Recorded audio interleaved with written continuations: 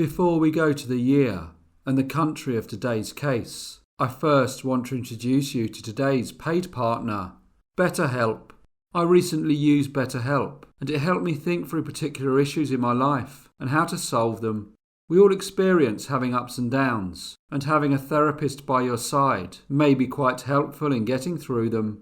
Starting therapy can be hard. You could be too busy, unable to locate a therapist who works for you, or uncomfortable with face-to-face communication. And this is how BetterHelp, helps. BetterHelp matches you with a credentialed therapist who is trained to listen to you and provide you with objective, helpful guidance, all from the comfort of your own home and in your preferred way. No commuting to an office, no months waiting for an appointment to open up, and no being limited to therapists just in your immediate area.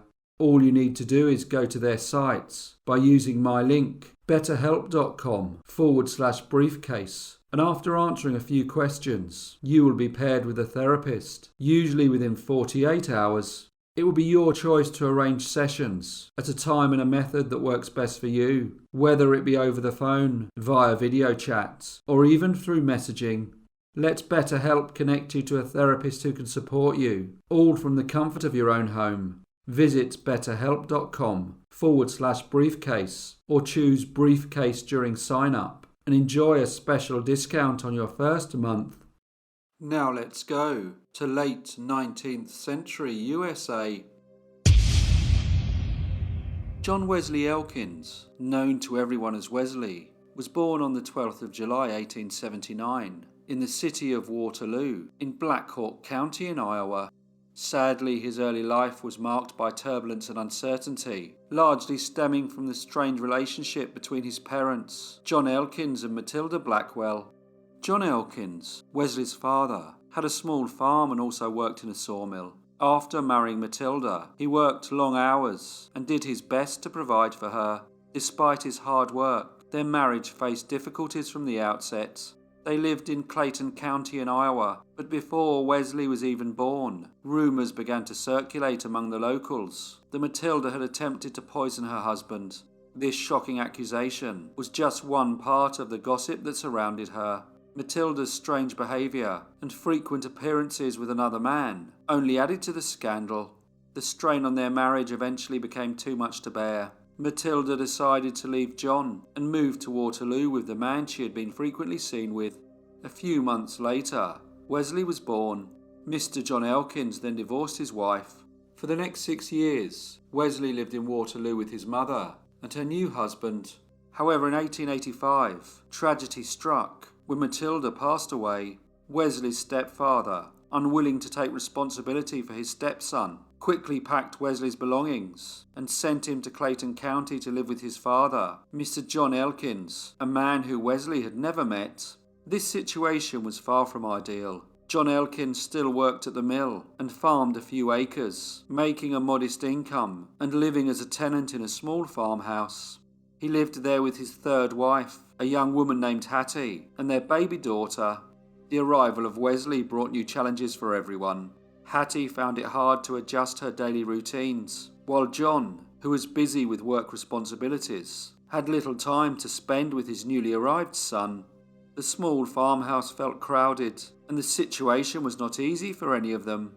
John Elkins was known to be a serious and uncompromising man, while his wife had a very controlling nature. This was particularly difficult for Wesley, as he had not been used to living in such a strict environment. He attended school and studied hard, impressing his teachers with his intelligence and dedication. His father was quite surprised when Wesley's teacher informed him of his son's academic promise and studious nature. Although education was compulsory in Iowa for children between 7 and 14 years old, there were exceptions for families facing severe economic hardship who required their children to contribute to the household income. So despite recognizing Wesley's potential, his father decided to withdraw him from school after his 9th birthday.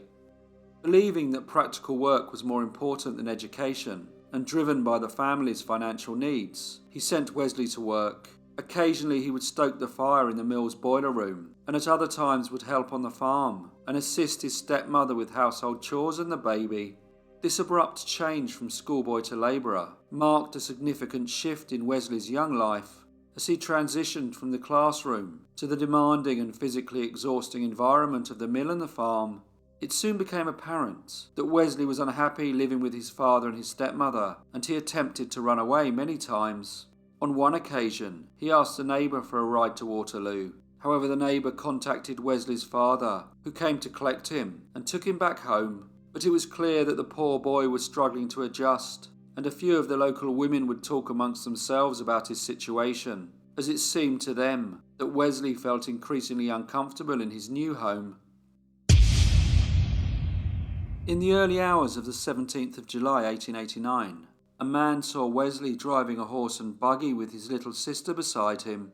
Wesley's face and shirt were stained with blood, so the man stopped the buggy and asked the boy where he was heading. Wesley told him that he was going for help because an intruder had broken into his home and killed his father and stepmother. Shocked and alarmed, the man accompanied Wesley and his sister to find the sheriff. The sheriff promptly responded and made his way to the scene. Upon arriving at the house, he was confronted by a truly horrifying sight. The aftermath of this terrible crime was evident throughout the residence. John Elkins lay dead in bed, having been shot once in the head. His wife Hattie was also dead and lay beside him, her head and face brutally beaten with a blunt object. The bed covers, walls and floor were smeared with blood, and a trail of bloody footprints from a child was found leading away from the room. As news of the gruesome murders spread, onlookers flocked to the small farmhouse, driven by a morbid curiosity to witness the aftermath of the crime. Their presence, however, only added to the confusion of the scene. The area remained chaotic and unsettling until the sheriff intervened and instructed the undertaker to remove the bodies. A coroner's inquest was held, and all the witnesses testified that the Elkins family was universally respected and had no known enemies. Wesley stated that on the night of the 16th of July, with his father's consent, he had slept in the barn. He was awakened by the sound of a gunshot and heard his stepmother scream. After the noises ceased, he went to the house and found them both lying on the bed and covered in blood. He said that he did not touch them, but believed that they were dead.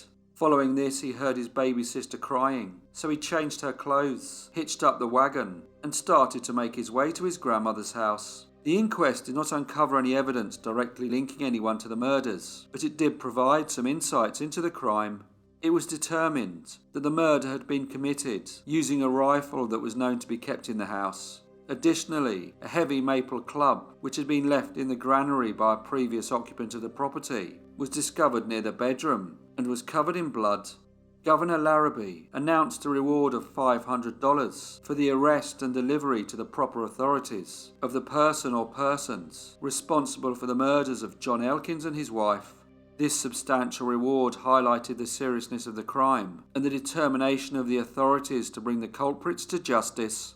Mr. John Elkins had a son from his first marriage, and investigators wondered if he may have been responsible for the crime. But he lived some distance away and was soon dismissed as a suspect.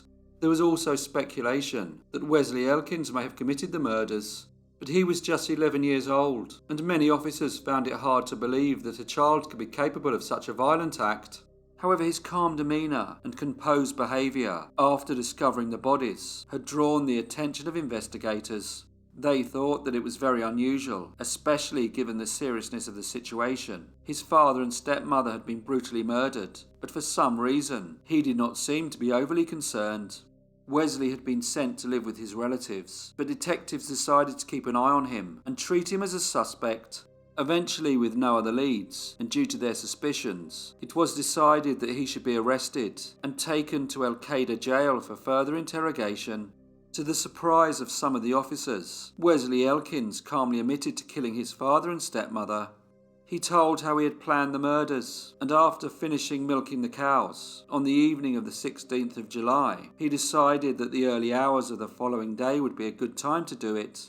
He said that with his father's permission, he had been sleeping in the barn and woke up at 3 o'clock in the morning on the 17th of July. He then went to the house, took the rifle from the room where his father always left it, loaded it, went to the bedroom, and shot his father.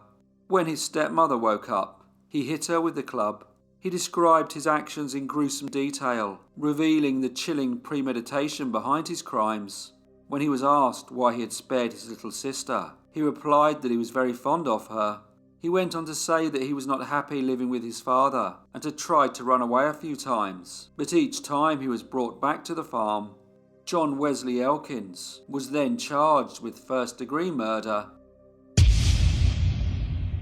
His trial began in January 1890, and Wesley pleaded guilty before the district courts and reiterated his confession. Following this, Judge Hoyt sentenced him to life imprisonment with hard labour to be served at the Anamosa State Penitentiary. Remarkably, the young boy showed no visible emotion when the sentence was pronounced.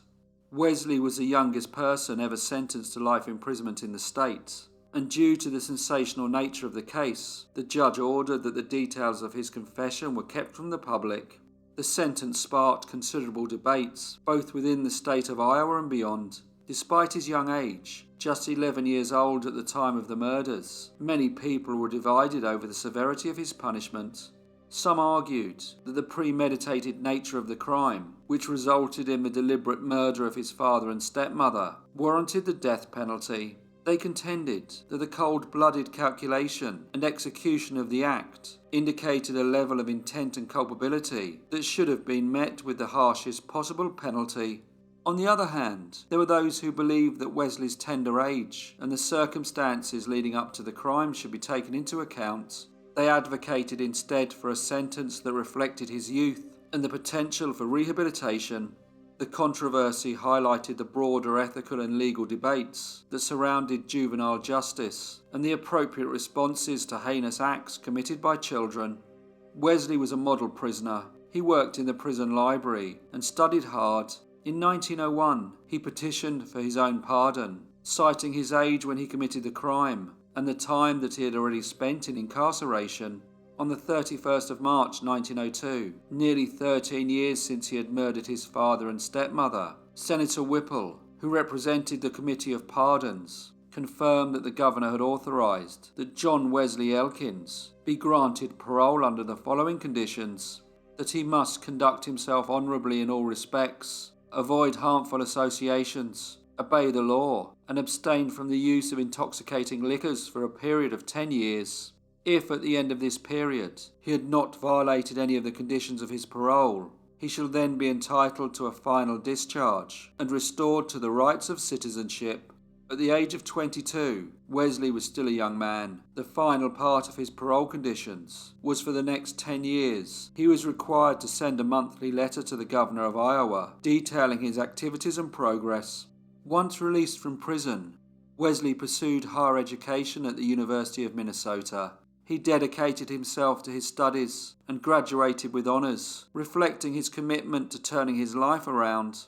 He stayed in Minnesota, living in its capital city, St. Paul, where he began a new chapter in his life by working as a railway clerk and started to build a stable career, making a significant shift from his troubled past to a more promising future. His successful reintegration into society and professional life highlighted his determination to move forward.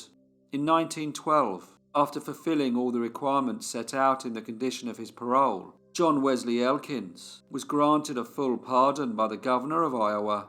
In 1922, at the age of 43, he married a woman named Madeline Lazarus, and this marked a significant new chapter in his life. After the marriage, the couple eventually relocated to San Bernardino County in California. There, Wesley found a peaceful livelihood as a chicken farmer, a stark contrast to his very difficult childhood years. Throughout his time in California, he led a law-abiding life, with no further incidents of criminal activity ever recorded. Madeline passed away in 1959, and Wesley died 2 years later in 1961, at the age of 81. His passing closed the final chapter of a life that had seen both great turmoil and eventual stability. At the time of his death, his half-sister, whom he had rescued from their home on that fateful night in July 1889, was still living. The ongoing connection to the past added a poignant note to the conclusion of John Wesley Elkins' life story. Hello everyone, and thank you so much for listening.